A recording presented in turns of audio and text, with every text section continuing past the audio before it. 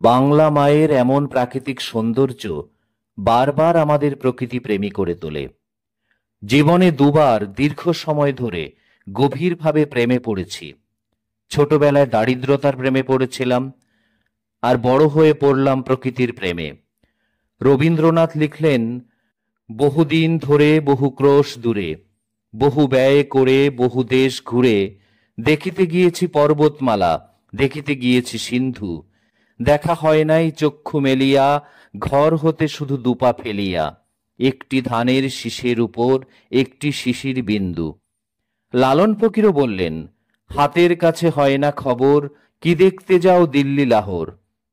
আমি ভিতরে ভিতরে যত নিঃসঙ্গ হয়েছি, তত প্রকৃতির কাছে ছুটে গেছি। অনেক সময় মানুষের প্রেমে পড়লে জীবন নষ্ট হয়, কিন্তু ঈশ্বর ও প্রকৃতির প্রেমে পড়লে জীবন শ্রেষ্ঠ হয়। এ আমার একান্ত ব্যক্তিগত অনুভূতি।